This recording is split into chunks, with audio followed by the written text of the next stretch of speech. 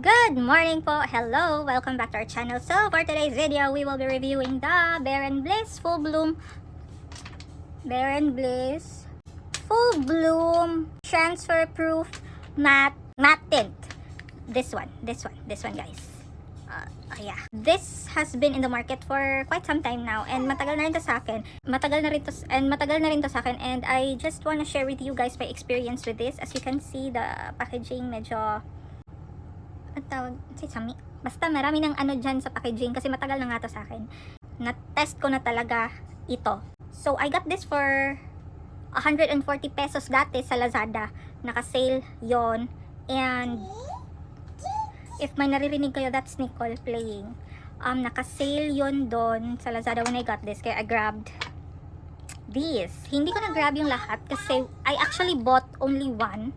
Nagustuhan ko yung kulay, then I bought another. Then parang sakit na tagalan, may napansin ako sa kanya and I'm gonna share that here.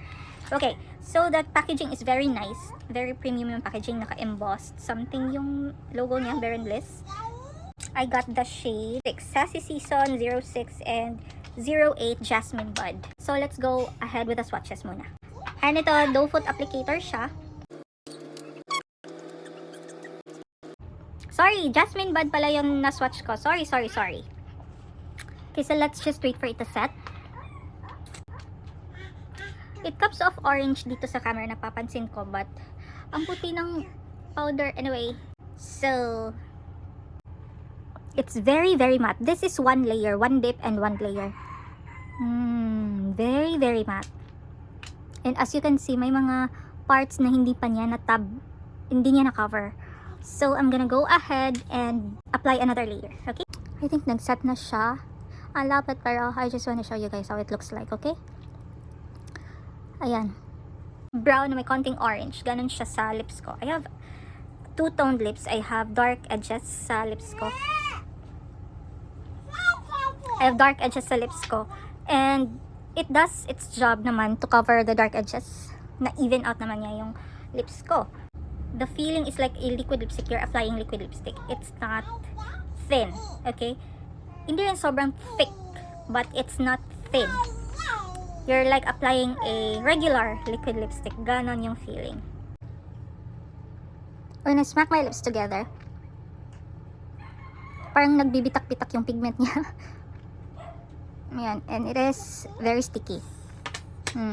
Para kang may glue na natuyo pero hindi pa talaga siya totally natuyo. I don't know how to explain it, but like that.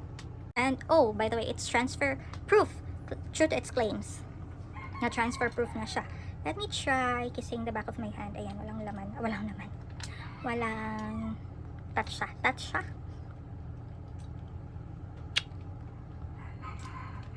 Yung inner corners lang yan, pero transfer proof kasi na medyo nabasa ito dito. Yan. It's transfer proof. Wala talaga. So, let's try applying it parang slight sa inner corners. Ganyan lang, okay? So, this is how it looks like. Dab lang ng konti sa inner corners. Tapos, ginanito ko lang. Yan. Pwede ito pang school. Sa mga schools na accepts or allows makeup. Ito, pwede ito pang school, but it still feels dry. My goodness. See that? See that? Pero it's good. When you drink pala, hindi siya masyadong natatanggal. And mahirap din siya tanggalin using a regular wipe. Okay naman pag regular wipe lang, medyo may tagging lang ng konti. Medyo mahirap siya tanggalin. But it's natatanggal naman. Ang ginagawa ko is naglalagay ko ng lip balm over muna. Tapos ginaganyan ko. Para mas soften out yung tint. Tapos tinatanggal ko siya. Wala siyang tint na naiiwan, guys. Talagang, it's like a liquid lipstick talaga. For me, For me. So, this is Sassy Season.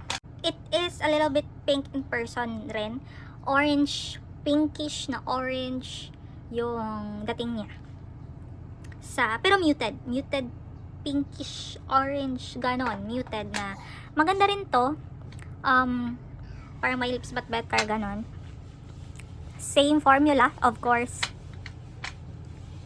This is 2 layers. Pagpasensyahan nyo na yung uneven na application ng aking powder foundation. Madalian lang kasi yan, sorry. Yung ano na dito na remove no. Kanina ba kasi ito? Yan. Still feels dry, but again, this will last long on your lips with minimal drinking and eating. Hindi siya basta-basta nawawala, 'di ba? Sabi ko sa inyo. That's number, what's that? 5! Number 5! Naglalaro kasi siya ng numbers dito. 6! Yes! 7! Na-test ko na to. Nagamit ko na to sa work. 8 hours ako sa office. And minimal drinking coffee, ganun. And tubig. After 4 hours, andyan pa rin siya. Intact pa rin siya. May konting transfer dun sa inner corners, yung mga nababasa. Paulit-ulit na nababasa dahil nagsisip ng coffee. Yun lang natatanggal. Very minimal talaga. So, if you are looking for a very long wearing lipstick, you can use this. You can go for this. The only downside nga lang is it is very drying. Na parang nafe-feel ko talaga, based on my experience, nafe-feel ko talaga na nasasak out yung lips ko karon.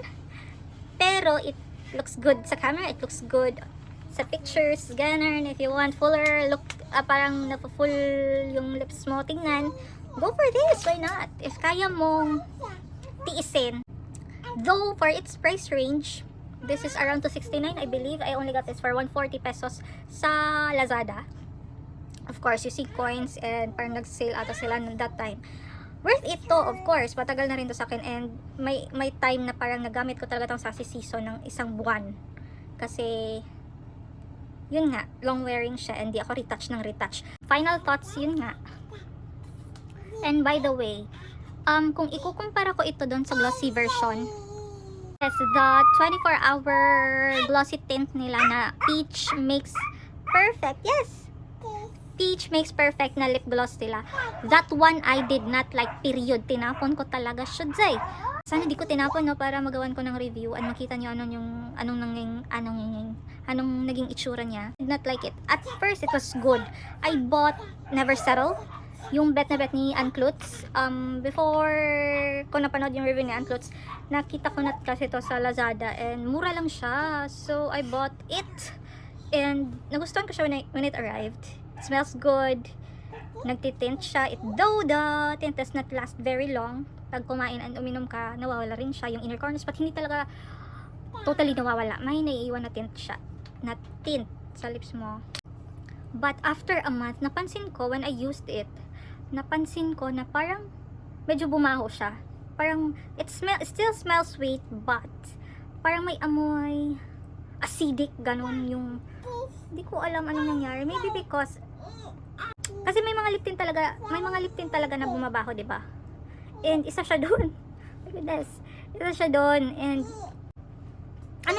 bothering lang kasi yun nga, lips malapit sa ilong. Naamoy ko siya and it's bothering me.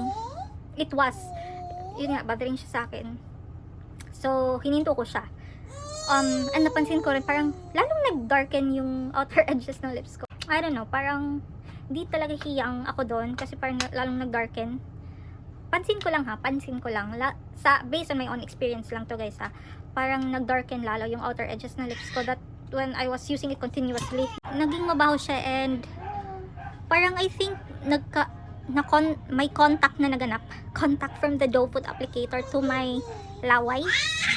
May ganon. Baka ganon yung nangyari. Maybe ganon yung nangyari sa akin, no? Yung lip parang nag-mix. I don't know what happened. Pero I bought another one kasi. I forgot the shade name kasi natapon ko na nga. Parang light pink shade. And same yung nangyari. Naging amoy maasim na matamis na napaka-bothering niya talaga sa ilong and yun. Pero ito naman, hindi siya bumaho, ha. Itong full bloom matte, hindi siya bumaho sa akin. Actually, it still smells good. Siguro dahil dun, I don't know. Hindi ko talaga alam. Maybe dahil glossy siya, yung components or yung ingredients na hindi ko alam. Basta bumaho siya and after a month or two na parang nasa bag ko lang siya, di siya nagagalaw kasi nga di siya nagagamit. tinignan ko siya, para siyang nagmumold sa loob. I don't know if it needs shaking or ew siya tingnan, okay? Kaya ko nga siya tinapon, ew siya tingnan. Siguro nga may something na nun, kaya bumaho. Hindi ko naman masasabing expired na siya kasi a month ko pa lang yung nagagamit. Grabe naman sa 1 month na expiry, upon opening, diba? So parang may something talaga doon. Anyway, this one naman, this Barenbliss Full Bloom, and hindi siya bumaho. Maganda pa rin yung condition niya.